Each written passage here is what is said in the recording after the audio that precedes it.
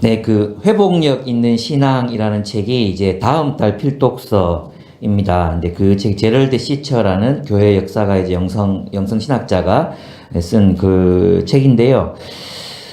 이 책에서 그는 그리스도인들을 향해서 이제 제3의 길을 걷는 사람들이라고 표현하고 있습니다. 그리스도인은 제3의 길을 걷는 사람이다.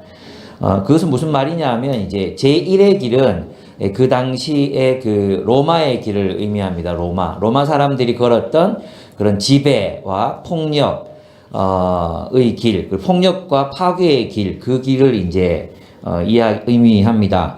제2의 길은 유대인들이 걸었던 길인데 그것은 고립의 길이었습니다. 세상과 단절되고 자신들만의 문화와 율법과 또 자신들만의 하나님을 가지고 고립된 삶을 사는 것이었는데, 독특하게도 기독교인들, 그리스도인들은 그 수능도 아니고 또 고립도 아닌 제3의 길을 걸었다는 것입니다. 세상에 있지만 세상에 속하지 않은 채로 세상을 섬기고 세상과 연결되어 있으면서도 자신들만의 독특한 문화를 형성하고 살아갔던 그 길이 바로 로마 세계를 변화시키는 그런 원동력이 되었다고 그렇게 쓰고 있습니다.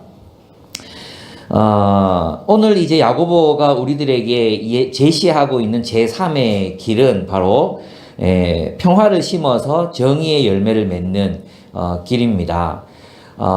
그것은 이제 우리 교회가 세상의 가치관이나 세상의 문화에 의해서 함락당하지도 않고, 그렇다고 유대교로 돌아가서 고립주의에 빠지지도 않는, 그러나 하나님께서 원하시는 그런 평화의 공동체를 이루는 삶을 사는 길, 그 길을 걷기 위해서는 우리가 어떻게 살아가야 하는가, 그것이 이제 오늘 본문에 나타나 있다고 할 수 있습니다. 그래서 야고보서를 보면 굉장히 이제 이 본문을 읽어보면 알겠지만 다른 얘기들이 계속 이렇게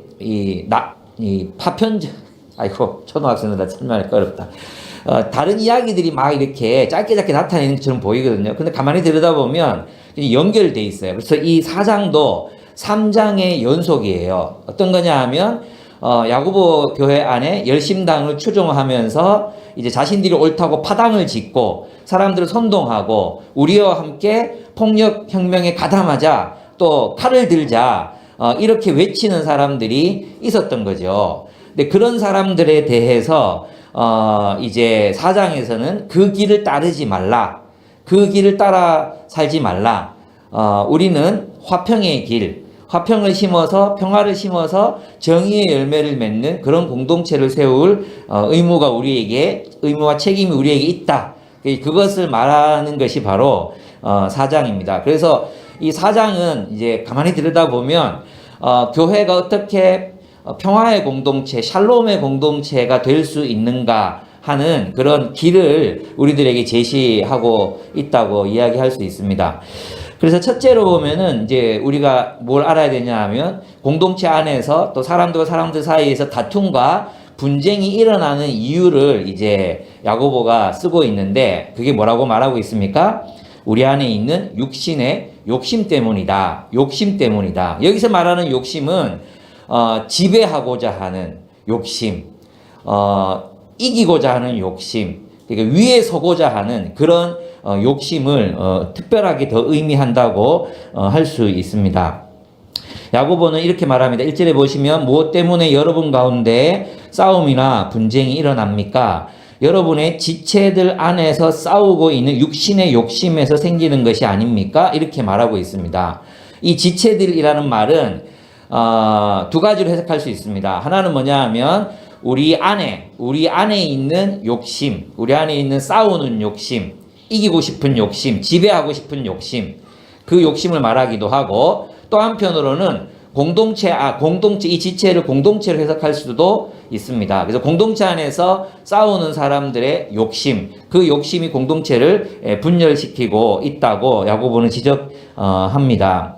근데 그 싸움과 분쟁의 원인이 뭐냐 하면, 바로 욕망을 이루기 위해서. 근데 그 욕망이 좌절됐어요. 자기가 원하는 것을 얻지 못했기 때문에 싸움과 다툼이 일어난다고 그렇게 말하고 있습니다. 싸움과 분쟁은 욕망이 좌절된 데서 비롯된 것이라고 야고보는 쓰고 있습니다. 또한 다른 편으로 말하면 싸우고 또 이렇게 분쟁한다고 해서 그들이 원하는 바를 결국 얻을 수 없다는 것입니다. 살인하기까지 그렇게 싸우지만 결국 자기가 원하는 것들을 얻을 수 없다. 그렇게 말합니다. 이것은 아이들이 싸울 때를 보면 알 수 있습니다. 아이들은 싸우죠. 이제 왜 싸웁니까? 누가 장난감을 막 가지고 놀고 있으면 내가 그걸 또 누가 갖고 노니까 내가 그걸 갖고 놀고 싶어요. 그래서 어떻게 해요? 빼앗죠. 가서 막 빼앗죠. 그러면 이제 또 이 장난감 갖고 놀는 아이는 이 빼앗기지 않으려고 하죠. 그래서 또 막 서로 막 이렇게 하다 보면 싸움이 일어나요, 그죠? 근데 결국은 뭘 얻지 못해요? 왜 장난감을 갖고 놀고 싶어요? 친구랑 재밌게 놀고 싶어서잖아요. 그죠? 친구랑 재밌게 놀고 싶어서 장난감을 갖고 싶은 거 아니에요? 그렇죠? 이 장난감 갖고 노는 거 보니까 재밌어 보여. 그래서 나도 저 장난감 가지면 나도 재밌을 것 같아. 그래서 뺐지만 결국은 어떻게 해야 돼요? 그 장난감을 갖고 놀지 못해요. 혼자서 갖고 놀지도 못하고 친구랑 재밌는 시간을 보낼 수도 없어요. 진짜 원하는 건 뭐예요? 그 마음에 진짜 원하는 거. 내가 장난감을 보면서 정말로 원하는 것은 친구들과 재밌게 놀고 싶어. 이거잖아요? 그런데 싸운다고 해서, 뺏는다고 해서 친구랑 재밌게 놀 수 있습니까? 다 빼앗기죠. 또 엄마가 와서 뭐라 해? 갖고 놀지 마! 이래가지고 엄마가 와서 뺏어가잖아요. 뺏어가버리니까 결국은 장난감도 못 갖고 또 친구들과 재밌는 시간도 못 보내고 그리고 화가 나고 막 짜증스러운 시간을 보낼 수밖에 없게 되죠. 그렇죠? 그러니까 그들이 원하는 것을 얻기 위해서 싸운다고 해서 원하는 것을 얻을 수 있는 것이 아니라는 것입니다. 이것은 열심당원들에게도 똑같은 이야기였어요. 사실 열심당원들이 로마에 대항해서 투쟁했고 그래서 이제 예루살렘 성으로 들어가서 항쟁을 벌였지만 결국 그들이 원하는 것을 얻지 못하고 다 학살당하거든요. 역사가들은 그 로마인들에 의해서 죽은 사람들보다도 열심당원들에 의해서 이제 탈출하려고 하니까 막 이 기근이 있고 먹을 게 떨어지고 하니까 탈출하려고 하니까 열심당원들이 자기 동족들을 오히려 죽이는 일들이 막 일어나게 됐거든요. 그게 열심당원들이 원하던 것이 아니었잖아요. 열심당원들이 원했던 것들은 이스라엘 하나님 나라, 하나님이 통치하시는 나라가 되는 거였는데 결국은 로마가 자행했던 폭력을 그들도 똑같이 자기 동족에 대해서 똑같이 자행할 수밖에 없는 그런 일들을 하게 되었던 것입니다. 자신들이 원하는 것 살인하면서까지 이렇게 투쟁했지만 결국 그들이 원하는 것을 얻지 못합니다. 공산주의도 마찬가지입니다. 공산주의도 모든 사람들이 함께 잘 먹고 잘 사는 나라를 꿈꾸면서 뭘 해서 폭력혁명을 일으켰잖아요. 그래서 얼마나 많은 사람이 죽었습니까? 러시아에서만 해도 800만 명 이상이 죽었고 중국은 훨씬 더 많은 인원들이 죽어 나갔습니다. 근데 그들이 원하는 세상이 왔습니까? 오지 않았습니다. 그들이 원하는 것을 위해서 싸우고 투쟁하고 살인하고 죽이기까지 했지만 그들이 원하는 세상은 오지 않았습니다.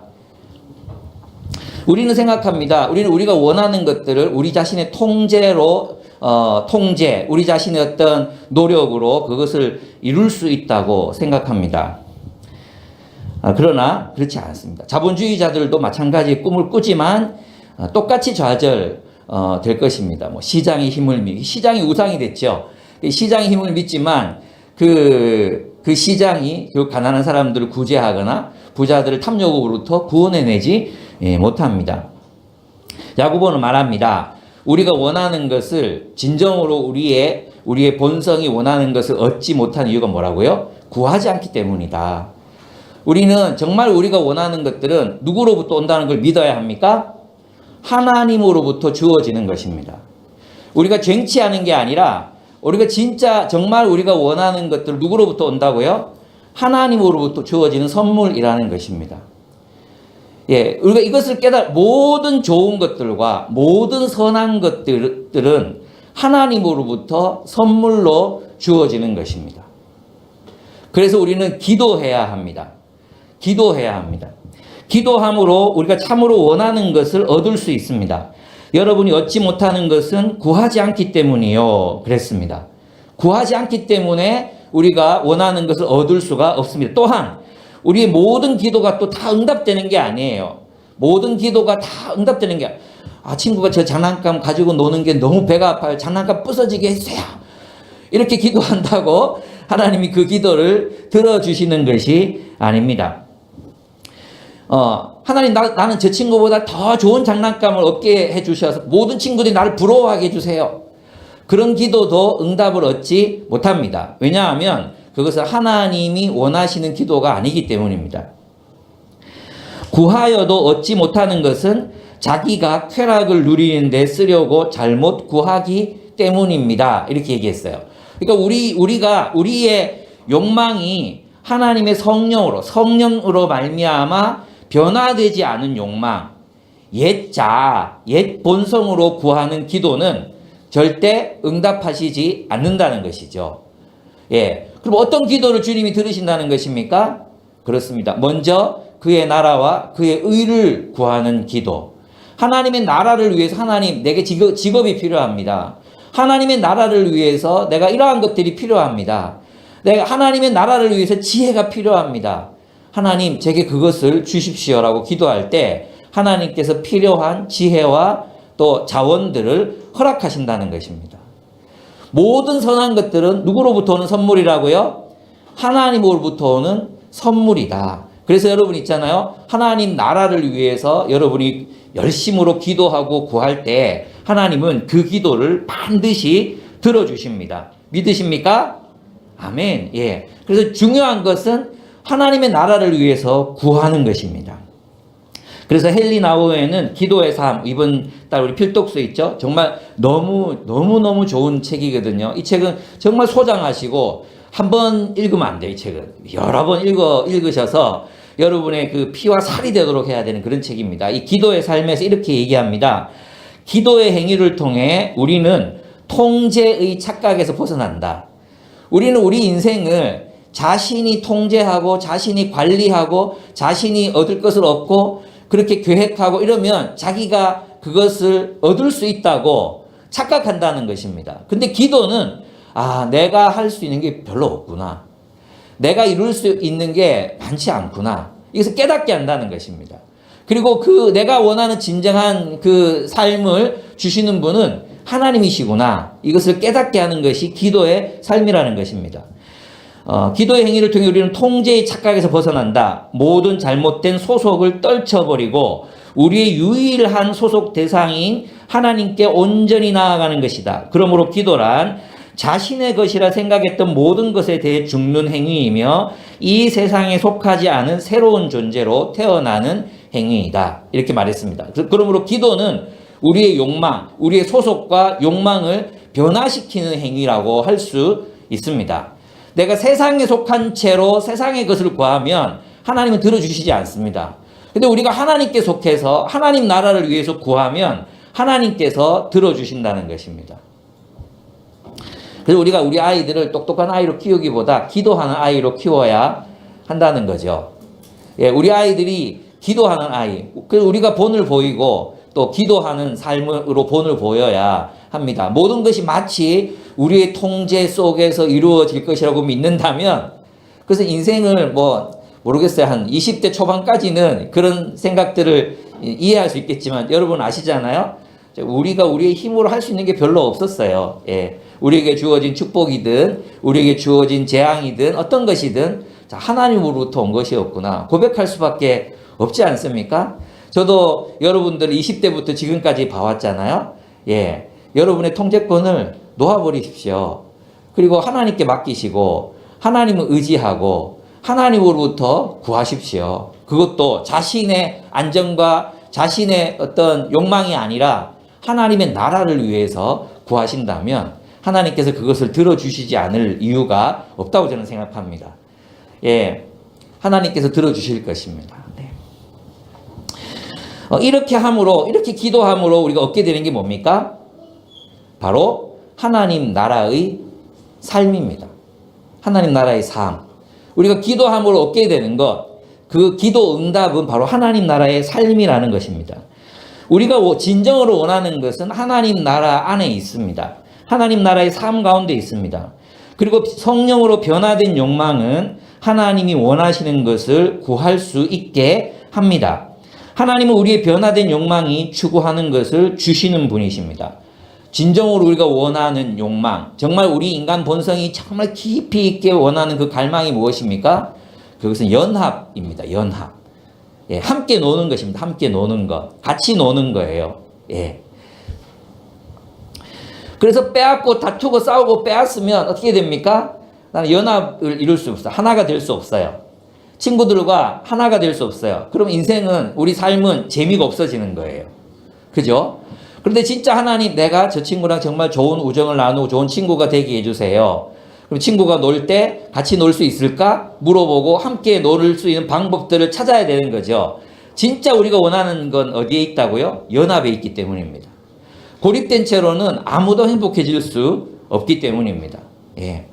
다투고 싸워가지고는 내가 원하는 것을 얻을 수가 없기 때문입니다. 뭐 빌딩을 얻을 수도 있고 권력을 얻을 수도 있고 어떤 자리에 오를 수도 있겠죠. 그러나 진정으로 진짜 원하는 그 연합의 기쁨, 하나됨의 기쁨을 우리는 누릴 수 없게 된다는 것입니다. 그렇습니다. 두 번째, 첫째는 우리가 싸움과 다툼이 일어나는 이유는 우리 안에 욕심 때문이라는 거 알았으면, 그러면 이제 두 번째 알아야 되는 건 뭐냐면, 왜 또 싸움과 다툼이 일어나느냐? 그것은 세상이 교회 안으로 들어오기 때문이에요. 세상과 하나가 되는 것은 하나님과 원수가 되는 것임을 알아야 합니다. 세상과 벗된 것, 세상의 친구가 되려고 하는 것, 이것은 하나님과 원수가 되는 것이라고 이야기했습니다. 4절에 보십시오. 간음하는 사람들이요. 그랬죠. 이 간음하는 사람들은 실제로 어떤 간음하는 사람들을 말하는 게 아니라 세상과 벗되고 세상과 친구가 되는 사람들을 간음하는 사람이라고, 영적 간음이라고 불렀던 것입니다. 영적으로 간음하는 사람들, 그들은 세상과 벗이 되는 사람, 세상과 친구가 되는 사람, 세상의 지배에 순응하는 사람을 의미하는 것입니다. 바로 그것은 하나님과 등을 지는 일이라고 야고보는 이야기하고 있습니다. 그것은 하나님과 원수가 되는 일이라고까지 이야기합니다. 누구든지 세상의 친구가 되려고 하는 사람은 하나님의 원수가 되는 것입니다. 여러분, 우리 히브리 문법을 대충 히브리인들이 글 쓰는 방식을 배웠잖아요. 앞에서는 세상에 벗된, 세상에 친구됨, 그죠? 반복했죠. 2번 반복했잖아요. 이제 굉장히 대단한 강조라고 얘기했잖아요. 그래서 세상에 속하지 말아라. 다른 말로 하면 세상과 친구가 된다는 것은 세상에 순응하지 말라는 것입니다. 세상에 순응하지 말라. 세상의 지배 질서를 그저 따라 살아가지 말라. 세상 친구들의 그 규칙에 복종하지 말아라. 그런 의미입니다. 바로 그들이, 그러면 야고보의 교회가 이제 맞닥뜨렸던 그런 유혹의 본질이 무엇이었냐 하면, 이것이었습니다. 첫째는 로마의 길이었어요. 로마의 길. 어떤 길? 로마의 길에 순응할 수 있었던 거예요. 그게 어떤 식으로 나타났느냐 하면, 로마의 길은 야고보 교회 안에서는 어떻게 나타났냐 하면, 부자를 우대하고 가난한 자를 멸시하는 세상 지배 질서를 그대로 가지고 와서 살려고 했다는 거죠. 그죠? 그게 로마의 길에 순응하는 거잖아요. 그러니까 교회는 우리가 뭐 늘 너무나도 흔하게 들었던 것처럼 교회는 방주다, 배다. 근데 배가 언제 침몰합니까? 예, 물이 뱃속에 배에 들어오면 침몰하는 거예요. 물이 들어오면. 배는 물 위에 떠 있잖아요. 우리 세상에 떠 있어야 되는 존재잖아요. 그런데 이 배 안으로 물이 들어오면, 배가 깨져서 물이 들어오면 어떻게 됩니까? 가라앉아요. 교회가 망하는 방식은 세상이 교회 속으로 들어올 때 바로 교회는 망하게 되는 것입니다. 그러니까 이 말은 무슨 말이냐 하면, 교회는 절대 공산주의 때문에 망하지 않습니다. 교회는 절대 우리 외부에 있는 어떤 자본주의, 우리 외부에 있는 어떤 것들로 인해서 우리가 망하지 않습니다. 뭐 때문에 망합니까? 우리가 세상을 허용할 때 교회는 망합니다. 우리가 세상을 허용하고 교회 안에 세상의 가치관이 들어오는 것을 그저 방관하고 그저 아무렇지도 않은 것처럼 세상의 가치관이 들어오는 것에 대해서 문제의식을 느끼지 못하고 방어해내지 못하면, 다시 말해서 하나님의 진리로 하늘로부터 온 지혜로 공동체를 형성, 포메이션, 하늘로부터 온 그 지혜로 우리의 공동체를 세워가지 못하면 교회는 망하는 것입니다. 그래서 수많은 교회들이 세상의 포화를 맞고 침몰해 가는 광경을 우리가 지금 보고 있는 것입니다.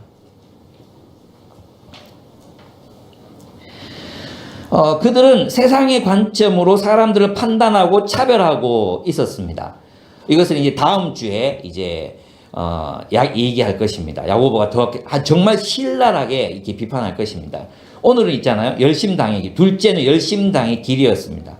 열심당원들의 길. 이 길은 로마에 대항해서 폭력적인 혁명의 길을 걷고자 하는 것입니다. 그래서 그들은 사람들을 부추겨서 파당을 짓고 교회 안에서 싸움을 일으키고 자신들과 함께하지 않는 사람들에게 싸움을 걸고 다툼을 일으켰던 것입니다. 그리고 심지어는 그들에게 반대하는 사람들을 살인할 만큼, 살인해도 좋을 만큼의 어떤 이 긴장이 교회 안에 그 당시 문화 속에 있었다는 것을 의미합니다. 이거 단순히 비유적인 언어가 아닙니다. 로마와의 항쟁이 가까워오고 있었고, 그리고 이것은 그들에게는 절체절명의 그런 상황이었거든요. 그러니까 굉장한 어떤 거죠? 굉장한 그 막 사리와 적의가 공동체 안에 계속해서 맴돌고 감돌고 있었던 것입니다. 거기에 대해서 이제 이 야고보의 교회는 유대인들로 구성되어 있었기 때문에 민족주의에 쉽게 그들이 이제 뭐라 그러죠? 영향을 받을 수 있었던 거죠. 경도될 수가 있었던 것이죠. 그렇게 있잖아요. 생각해 보면 어떤 길, 진보의 길, 보수의 길, 어떤 길, 그 길들이 되게 매력적으로 보일 수 있어요. 그죠? 근데 그 길을 따르는 게 그리스도인의 길이 아닙니다. 그리스도인은 진보라고 지지하는 게 아니고요. 그리스도인은 보수라고 지지하는 게 아니에요. 그리스도인은 그리스도의 길을 걷는 사람들이에요. 그리스도의 길로 이 모든 길들을 비판하고 우리의 길을 걷는 사람들이지, 우리가 진보라고 지지하고 보수라고 배척하고 또는 보수라고 지지하고 진보라고 배척하는 것은 그리스도인의 태도가 아니에요. 예. 그래서 교회 역사가 제럴드 시처는 그렇게 얘기했습니다. 그리스도인은 제3의 길을 걷는 사람들이었다고 얘기했다 그랬죠. 여러분 있잖아요. 이게 이제 그 당시 문화를 보면 제1의 길, 로마의 길은 있잖아요. 로마의 길은 로마는 다신교였어요. 다신교. 그래서 이제 로마의 신전에는 5만 신들이 다 있었어요. 5만 신들. 근데 이 신들은 아시겠지만 성경이 말하는 그런 신하고는 다르죠. 하나님하고 다르죠. 그냥 인간 신이에요. 인간 신. 한때 인간이거나 또 인간도 신이 되었잖아요. 여기 이제 옥타비아누스 같은 아구스투스는 자신을 신이라 칭했단 말이에요. 나중에 이제 네로 같은 사람들도 자신을 신이라고 칭했잖아요. 그러니까 로마에서는 특별한 능력이 있는 인간들이 다 신이 됐어요. 그런데 있잖아요. 그 로마의 신전에 예수라는 인물을 신으로 가담시킬 수가 없었어요. 왜냐하면 기독교인들이 그것을 거부했기 때문이에요. 여러분 있잖아요.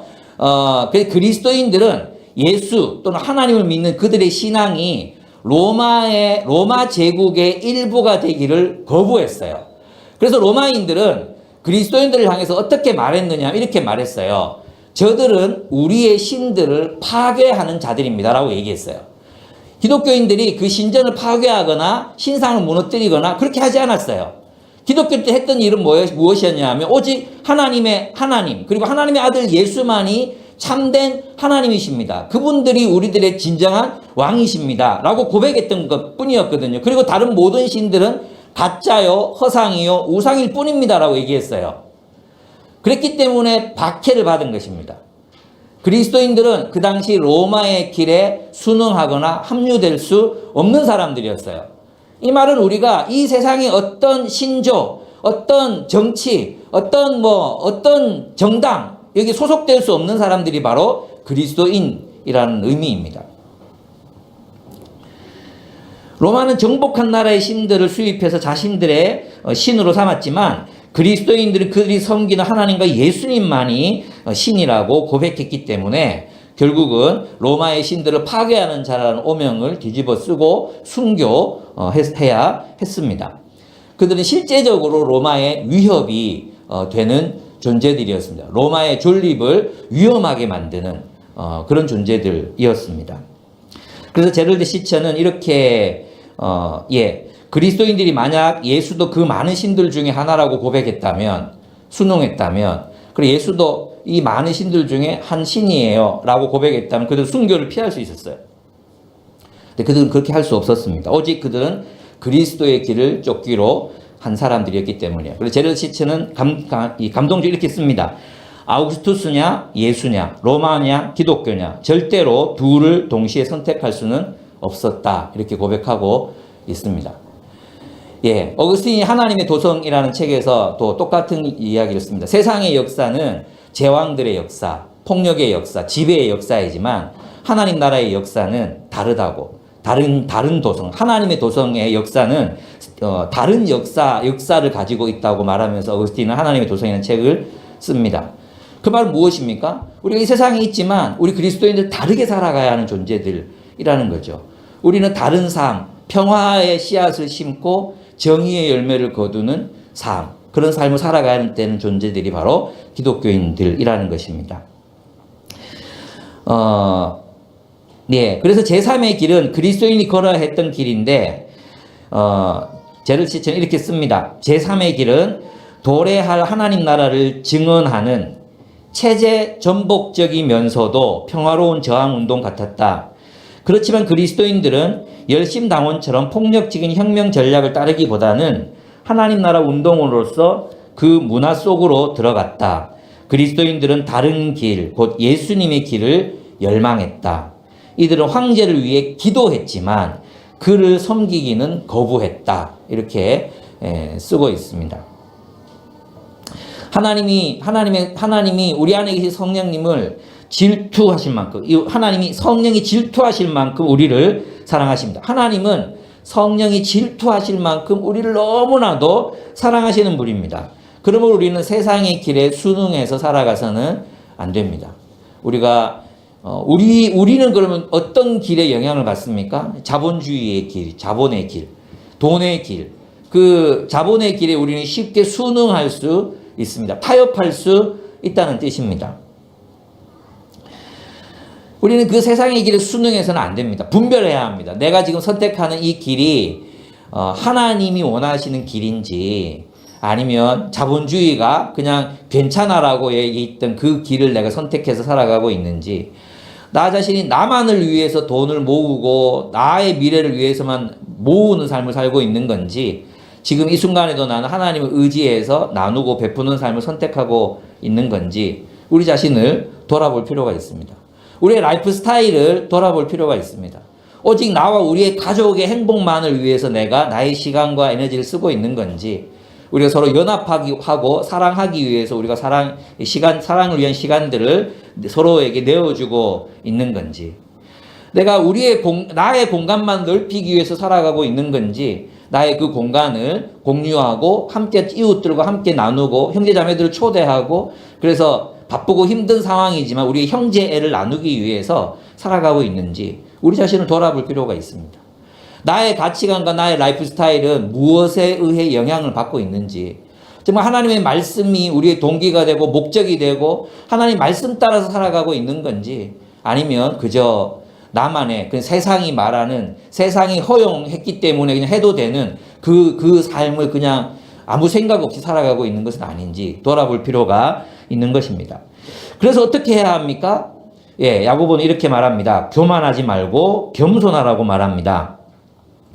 그죠? 6절에 보시면 이렇게 돼 있죠. 그러나 하나님께서는 더 큰 은혜를 주십니다. 그러므로 성경에 이르기를 하나님께서는 교만한 자들을 물리치시고 겸손한 자들에게 은혜를 주신다 하고 말합니다. 그랬어요. 그래서 교만하지 말고 겸손하라는 거예요. 여러분, 그러면 교만은 알겠죠? 교만은 지가 잘났다고 하는 거예요. 내가 잘났어 이렇게 교만. 그건 이 교만이란 자기를 하나님의 자리에 두는 걸 교만이라 그래요. 다른 말로 하면 세상의 중심을 자기라고 생각하는 거예요. 세상의 중심을 자기라고 생각하는 것. 그래서 기준이 자기인 것. 자기가 기준이 되는 것. 자기 안에 있는 판단, 자기 안에 있는 감정, 자기의 어떤 삶, 이것이 기준이라고 생각하는 것. 그게 바로 교만이에요, 교만. 교만은 뭘 기준으로 삼는 거예요? 자기 자신을 기준으로 삼는 거예요. 그럼 겸손은 뭐겠어요? 겸손. 겸손이란 하나님을 기준으로 삼는 거예요. 하나님을. 여러분 있잖아요. 우리 겸손은 이제 뭐 누가 이제 칭찬하잖아. 이로 간사님 정말 찬양도 잘하시고 잘생기셨어요. 뭐 이러면서 이제 또 우리 혜진 자매가 이제 이로 간사님 보고 또 영화배우 누구 닮았다 아무도 동의 안 했지만 영화 누구 닮았다고 막 그 칭찬을 하잖아요. 칭찬할 때 그렇지 않습니다. 저는 벌레입니다. 이렇게 생각하는 것이 마치 겸손이라고 사람들은 생각하고 자기를 낮춘다고 해서 뭐 자기가 아무것도 아닌 것처럼 생각하는 게 겸손이라고 생각해. 그건 겸손이 아니에요. 진정한 겸손은 뭐냐 하면 하나님 앞에서 하나님 아래에서 살아가는 거예요. 하나님을 기준 삼고 하나님을 중심으로 삼고 하나님께 순종하며 사는 삶을 겸손이라고 얘기하는 거예요. 무슨 말인지 아시겠죠? 오늘 본문에서 보면 교만한 사람은 자기가 기준이 되는 사람이야. 자기 판단, 자기 생각 거기에 매여 있어. 근데 하나님이 기준이 되면 하나님의 생각을 묻겠죠. 내가 틀릴 수도 있어. 그죠? 그러니까 하나님의 생각을 늘 묻고 하나님의 기준이 뭔지를 생각하고 하나님 앞에서 하나님이 나보고 틀렸다 그래. 그러면 내가 하나님 제가 틀렸어요. 이렇게 고백할 수 있는 사람이 진정한 의미에서 겸손한 사람이라고 이야기할 수 있습니다. 그래서 여러분들이 설교 끝나고 있잖아요. 목사님에게 오늘 목사님 오늘 혁진이가 늘 이제 우리 혁진이가 최고예요. 혁진이가 늘 이제 설교가 끝나면 제 방에 들어와 가지고 목사님 오늘 말씀 잘 들었는지는 잘 모르겠는데 하여튼 말씀 좋았어요. 뭐 보고 싶었어요. 이렇게 얘기해 주거든요. 그런 거 좋은 거예요. 그럴 때 저는 그랬어. 그래 그 얘기를 들이 목사님 마음이 행복하구나. 이렇게 얘기해야지. 저는 벌레입니다. 이건 겸손이 아니에요. 오히려 그렇게 자기를 비하하는 그 가운데 아주 영적 교만이 숨어 있는 경우들이 굉장히 많이 있습니다. 오히려 그 진짜 겸손이라는 것은 하나님의 말씀에 복종하는 삶. 내가 세상의 중심이 아니라 하나님이 세상의 중심이다. 그러면 하나님이 원하시면 내가 해야 되는 거잖아요. 하나님이 원하시면 하겠습니다. 이 고백이 그리스도인의 고백이어야 한다는 거예요. 내가 아니라니까요. 내가 힘들고 내가 피곤하고 내가 못하겠고 내가 내 상황이 이렇고 그게 아니라니까요. 하나님이 원하시면 이게 우리 삶에서 자꾸 빠져나가는 것 같은 느낌이 들어서 저는 굉장히 마음이 힘들 때가 있어요. 왜 자기가 기준이죠? 하나님께 물어봤나요? 하나님께 기도하고 하나님께 아뢰고 그리고 그 말씀을 숙고하는 가운데 어떤 결정들이 나와야 되잖아요. 근데 우리의 기준은 뭐예요? 나 자신이에요, 나 자신. 내가 그걸 할 상황이 안 되고 내가 지금 그런 게 아니고 내가 어떻고 언제부터 우리의 신앙생활이 나와 내 가족, 내 아이들이 됐죠? 애들이 힘들어해서 애들이 지금 자고 있어서 그게 왜 중요하죠? 하나님 뜻이면 들쩍 깨워갖고 와야죠. 예? 하나님 뜻이면 굶겨서 해야죠. 왜 그걸 그렇게 겁을 냅니까? 아이들이 하나님입니까? 안 그렇습니까? 우리의 상황이 하나님입니까? 아니잖아요. 근데 우리가 언제부터인지 계속해서 개인들의 상황에 대해서 우리가 이제 배려하고, 우리 교회니까 배려해야 되지만, 우리들의 선택의 기준은 하나님께 먼저 묻는 것이 되어야 하지 않겠습니까? 하나님께 묻고 정말 많이 기도해보고 많이 생각해보고 그랬는데 이 상황에서는 제가 이렇게 선택하는 것이 하나님의 뜻이라고 생각해요. 그리고 목사님 어떻게 생각하세요?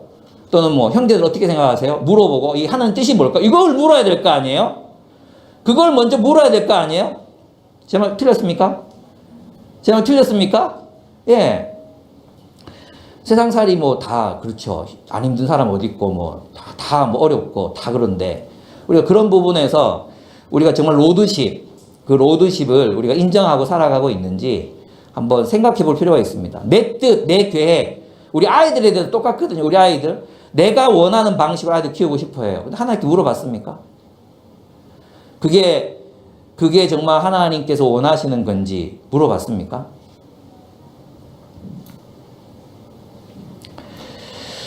그래서 우리 마귀를 대적해. 그래서 겸손하기 위해서는 마귀를 대적해야 돼. 이 마귀가 어디 있겠어요? 자민아, 마귀가 어디 있을까? 마귀가 어디 있을까요? 마귀가 여기 돌아다니면서 여러분 옆에서 자민아, 목사님 말씀 듣지 마. 이렇게 하고 있을까요? 마귀는 우리 안에 있습니다. 우리 안에 그렇다고 여러분이 귀신이 들렸다 이런 뜻이 아니에요. 이거 잘 알아들어야 돼. 뭐냐 하면 우리 안에 있는 세상적 가치관을 악마라고 말한 거야. 악마를 대적하라. 악마가 세상의 가치관으로 우리를 정복하려고 하잖아요. 그죠? 그러니까 우리 안에 있는 악마를 발견해야 되는 거예요.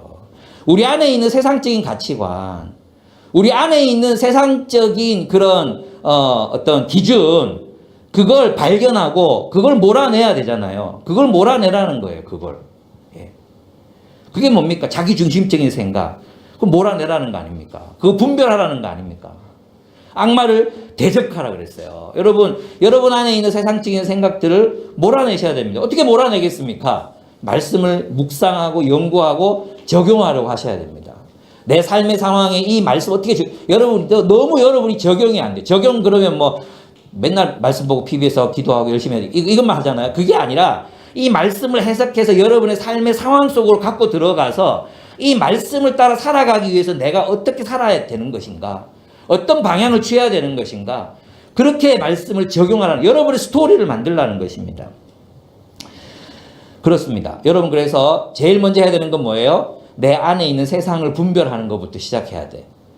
내가 이렇게 판단하고, 내가 이렇게 결정하고, 내가 이렇게 살아가고 있는 게 과연 하나님의 뜻인가를 먼저 물어야 합니다. 하나님의 뜻인지를 먼저 물어야 합니다. 그럼 성경을 들여다봐야 되고, 책을 읽어야 되고, 관련된 책을 읽어야 되고, 지체들과 함께 내가 이렇게 결정하려고 하는데, 여러분 어떻게 생각하십니까? 물어봐야 됩니다. 그런 어떤 이 세 가지 단계 확인 없이 여러분이 뭔가를 결정했다면 저는 그것은 100% 악마의 생각이라고 생각합니다. 두 번째, 우리는 하나님께로 가까이 가야 합니다. 그러면 하나님께서 가까이 다가오십니다. 헨리 나우엔이 이렇게 말했습니다. 우리는 우리의 존재, 헨리 나우엔이 기도의 삶에서 그렇게 얘기했으니까 그 책 꼭 읽으셔야 돼요, 여러분.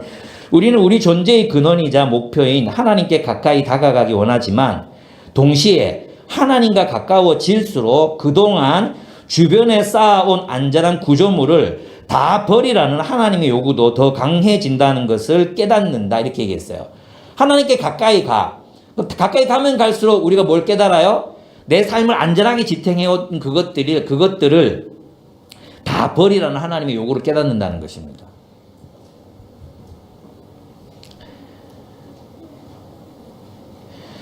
하나님께로 가까이 간다는 것은 내가 나의 안전을 위해서 쌓아놓은 그것들이 결국은 하나님의 손에 맡기는 것을 의미합니다.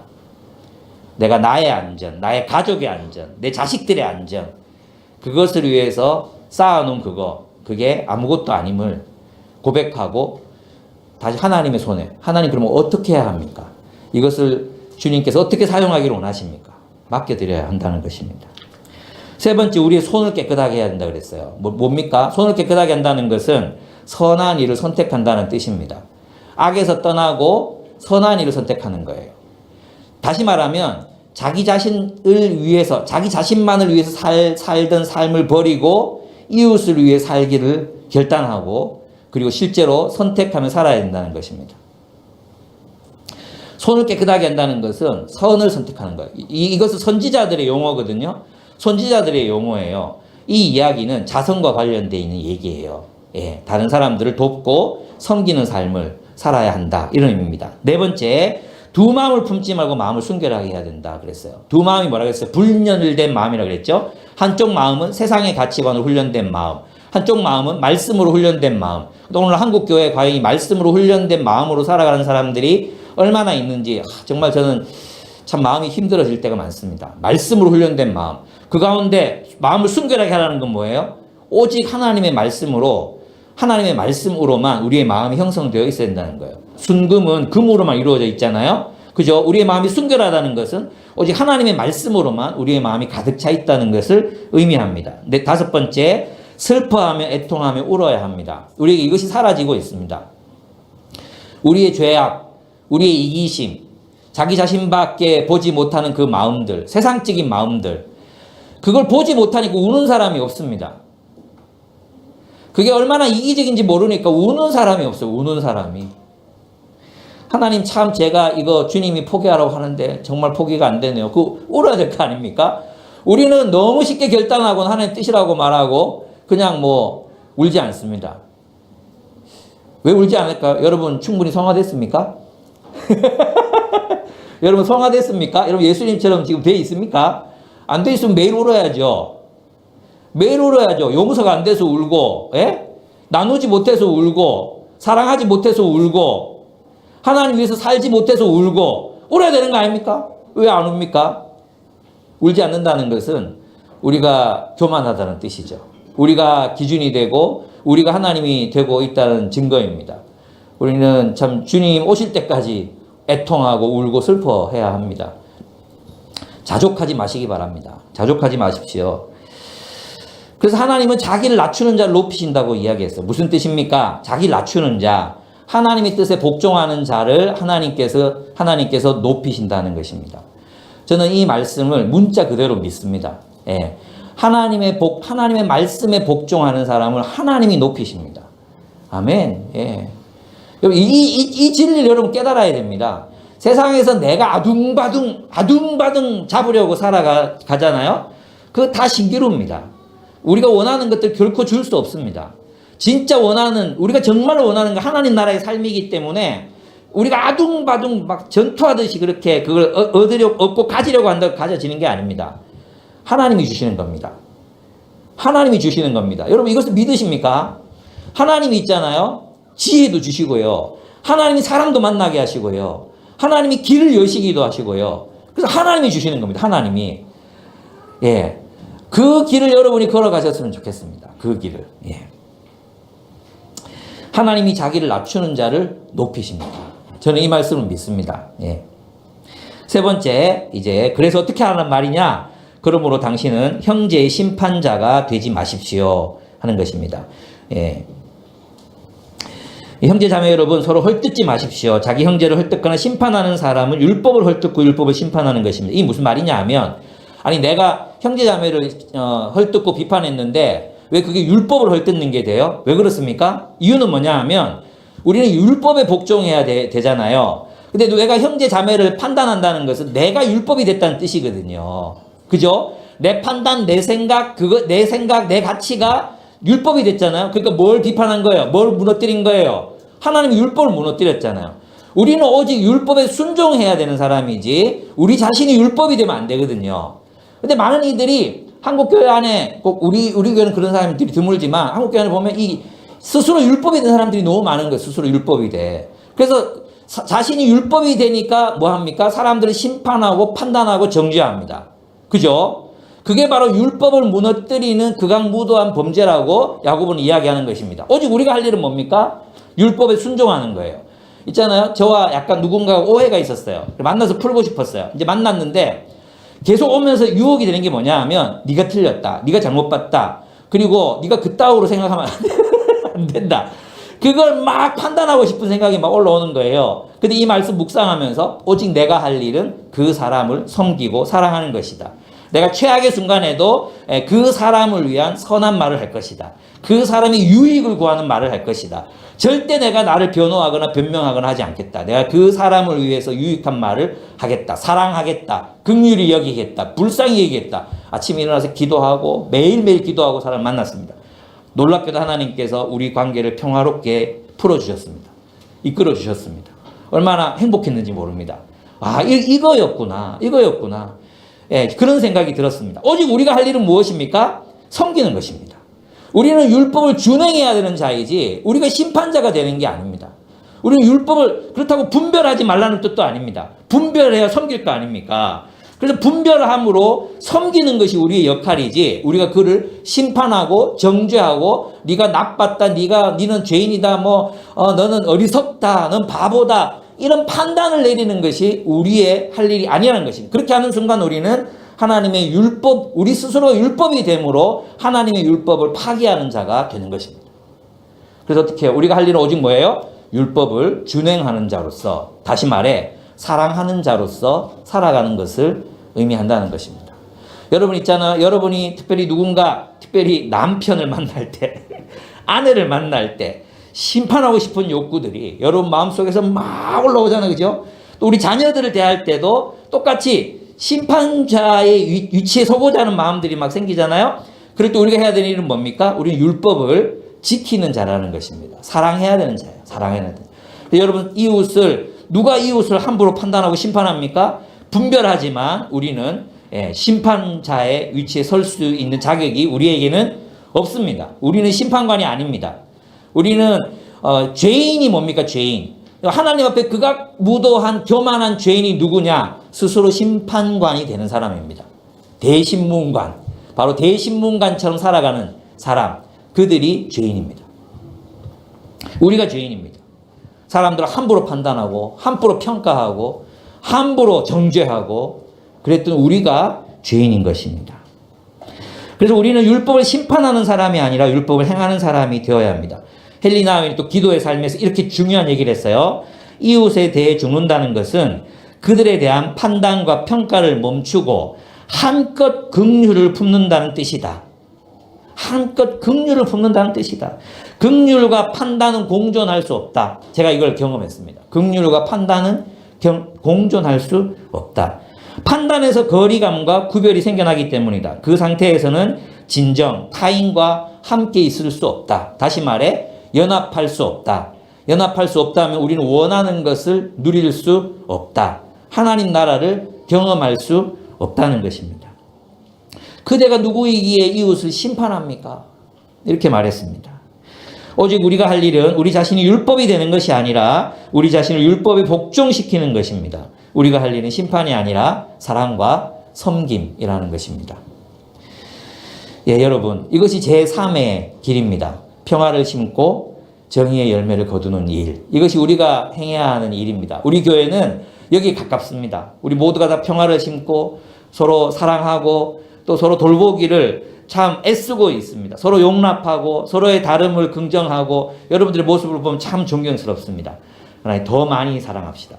더 많이 우리가 평화를 심고 정의의 열매를 거두는 그런 공동체, 교회다운 공동체가 되기 위해서 애썼으면 좋겠습니다. 우리의 마음속에 어떤 다툼의 마음이나 분쟁의 마음 또는 싸우고 싶은 마음들 또 나의 정당성을 입증받고 싶은 이런 마음들이 솟구치고 올라올 때마다 오늘의 말씀을 기억합시다.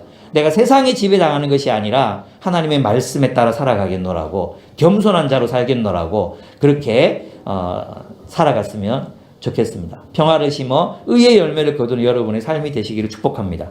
아멘. 시간이 많이 흘렀습니다. 그래서 제가 한번 기도하고 마치도록 하겠습니다.